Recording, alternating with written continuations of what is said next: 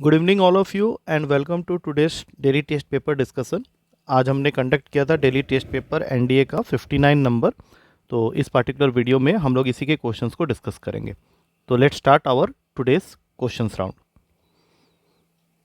तो आज के पेपर का जो सबसे पहला क्वेश्चन था, जैसा कि हम लोग देख रहे हैं, इसमें दिया हुआ है कि if P is any point within a triangle A B C. तो सबसे पहले एक ट्रायंगल बना लो ए बी सी और इसके अंदर कहीं पे भी एक पॉइंट ले लो पी, और क्वेश्चन चाहता है कि तुम उसको निकाल के दो P A vector plus C P vector. P A vector plus C P vector इनमें से किसके इक्वल होगा। तो जो हम ट्रायंगल लॉ पढ़े हैं उसके हिसाब से in triangle A P C अगर हम लोग देखें तो C P vector plus P A vector, अगर डायरेक्शन की बात करें तो दोनों एक ही डायरेक्शन में मूव कर रहे हैं, तो ऑब्वियस सी बात है कि it will be equals to C A vector. और मेन ट्रायंगल जो ए बी सी वाला है उसमें अगर हम लोग ए बी वैक्टर और बी सी वैक्टर लगाएंगे तो A B vector plus B C vector की जो वैल्यू होगी वो ए सी वैक्टर के हिसाब से होगी। दोनों में ही ट्रायंगल लग गया, लेकिन अगर अभी हम लोग ध्यान से देखें तो C P plus P A C A के इक्वल है और A B plus B C A C के इक्वल है। तो ए सी का ठीक उल्टा होता है सी ए। तो अगर ए सी का ठीक उल्टा होता है सी ए, तो जब हम लोग इस वैल्यू को यहाँ पे पुट करेंगे तो हम लोग उसको ठीक उल्टा कर देंगे। मतलब now we have to write minus of A C vector. तो ये हो गया तुम्हारा C P plus P A is equals, और माइनस लगाएंगे तो ये बन जाएगा minus of A B vector और minus of B C vector. तो डी ऑप्शन हम लोग देख सकते हैं, क्योंकि minus of A B vector का मतलब हो गया बी ए वैक्टर, और सी बी वैक्टर माइनस के साथ में अगर है तो ये सी बी वैक्टर। तो C P plus P A equal हो गया B A plus C B के, जो कि डी ऑप्शन में अवेलेबल है। तो C D answer is the correct answer. अगला क्वेश्चन है कि तुम्हारे पास में एक प्लेन है which is passing through the point 1 - 2 1। तो इसके लिए हमारे पास में फॉर्मूला होता है a into x minus x one plus b into y minus y one plus c into z minus z one is equals to 0।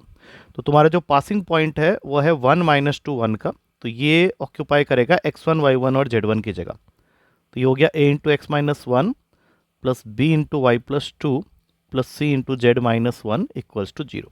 अब यही सेम प्लेन क्वेश्चन के अकॉर्डिंग परपेंडिकुलर है दो प्लेन के साथ में, जिसमें से पहला प्लेन है 2x minus y plus z 2x minus 2y plus z equals to 0, और जो दूसरा प्लेन जिसके साथ ये परपेंडिकुलर है that is x minus 2y plus 2z is equals to 4।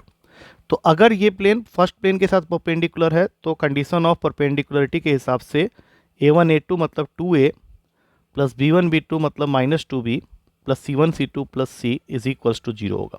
और फिर यही प्लेन इसके साथ भी परपेंडिकुलर है तो ये बन जाएगा a minus b plus 2c equals to 0। तो अगर मैं किसी तरह से इन दोनों इक्वेशन को सॉल्व करके एबीसी की वैल्यू निकाल लूँ, जिसके लिए हमारे पास में क्रॉस मल्टीप्लिकेशन मेथड होता है, जिसमें सबसे पहले हमें लिखना होता है a minus b and c. a निकालने के लिए हो जाएगा -4 + 1, माइनस बी निकालने के लिए हो जाएगा 4 - 1, और माइनस सी निकालेंगे तो ये -2 + 2, मतलब सी वाला पार्ट जो है वो 0 हो गया।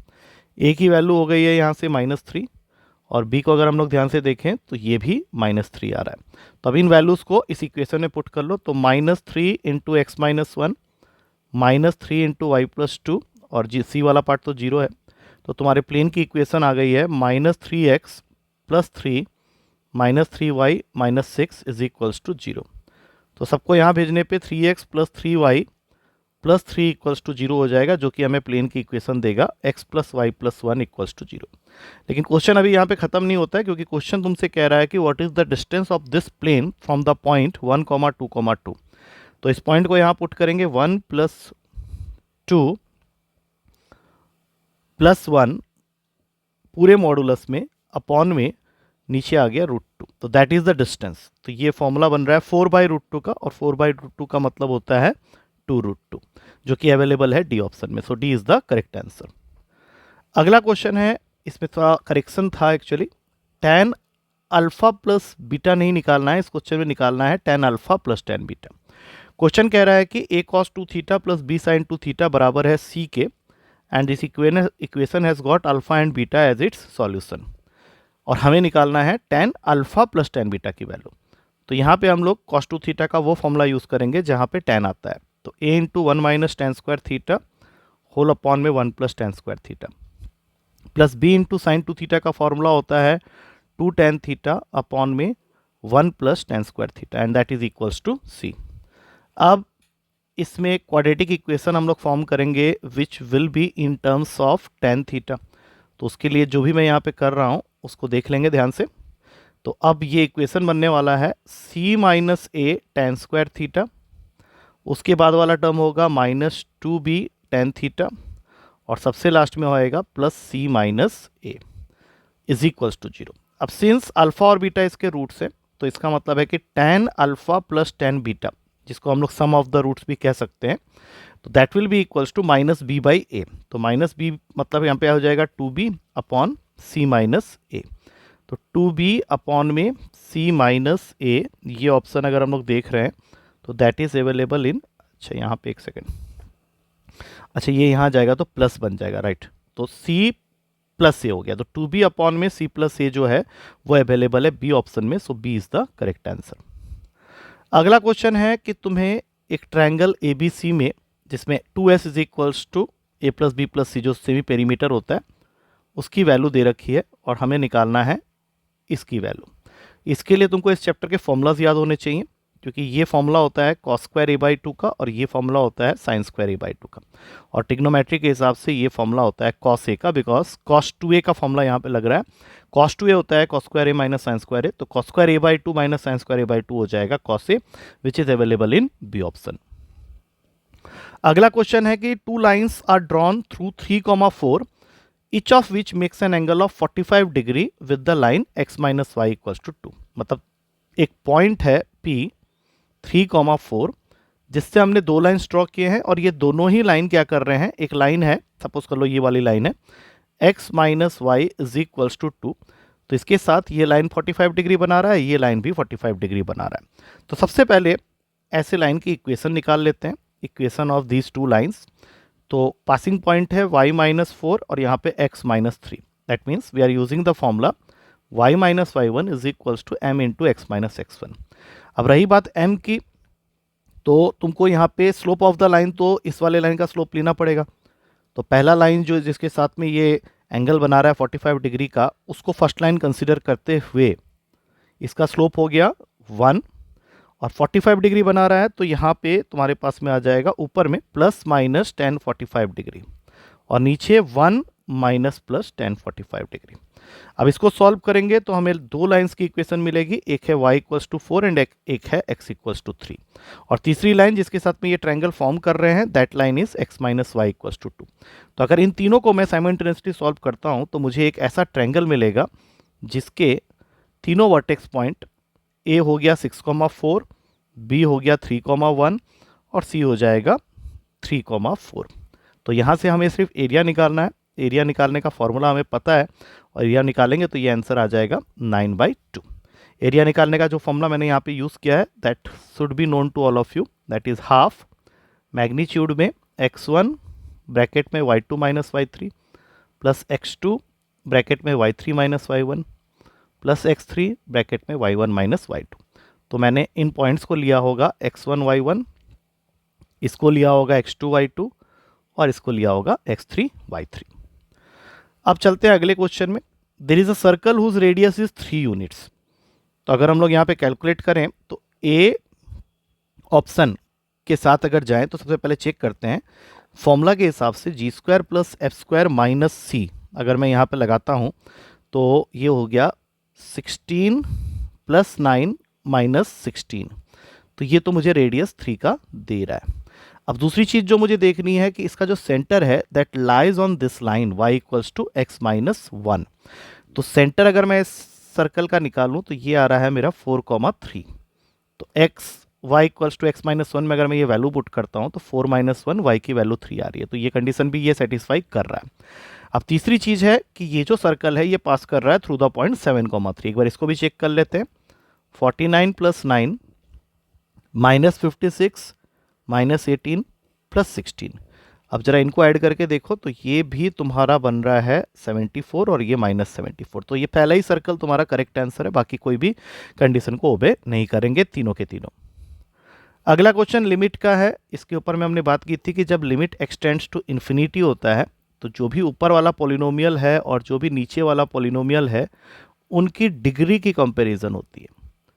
तो यहाँ पे ऑलरेडी तुमको नीचे वाले की डिग्री तो विजिबल है, हाईएस्ट डिग्री कोफिशिएंट।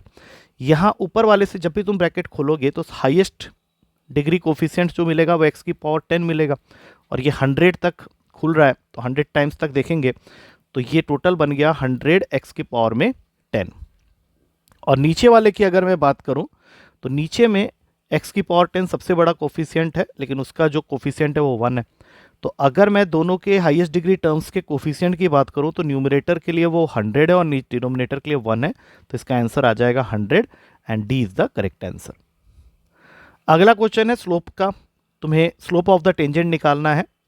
x की वैल्यू दे रखी है T square plus 3t minus 8 और y की वैल्यू दे रखी है 2t square minus 2t minus 5 and point है 2, -1।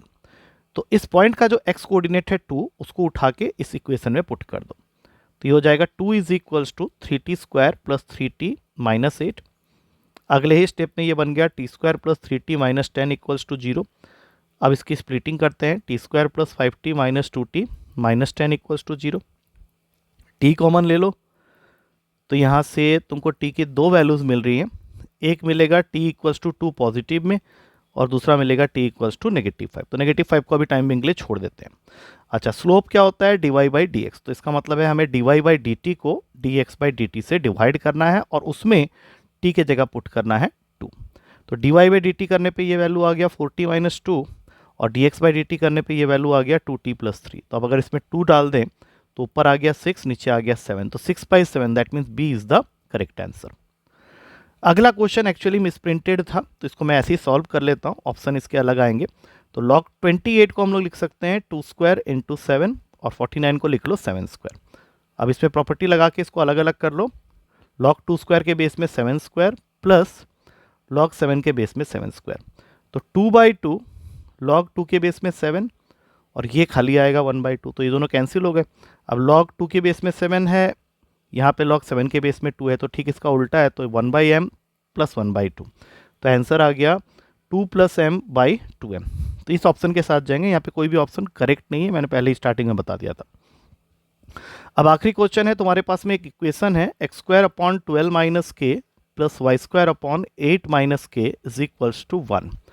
और क्वेश्चन चाह रहा है कि अगर ये एक हाइपरबोला की इक्वेशन है तो k की वैल्यू क्या होगी। तो सबसे पहली चीज़, हाइपरबोला के इक्वेशन में बीच में माइनस का साइन होता है, तो हम लोग को सबसे पहले स्टेप में क्या करना पड़ेगा, बीच में माइनस का साइन लाना पड़ेगा और उसके लिए मुझे इसको उल्टा करके लिखने की ज़रूरत है।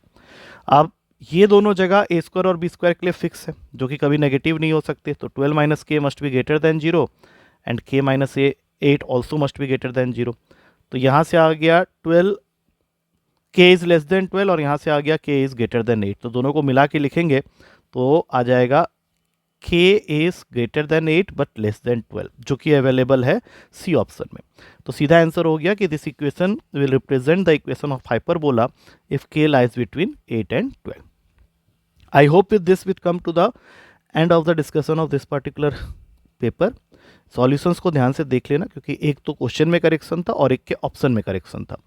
And still if you people find any difficulty in any of the question you can ask me in the class. तो कल मिलते हैं फिर नेक्स्ट पेपर के डिस्कशन के साथ।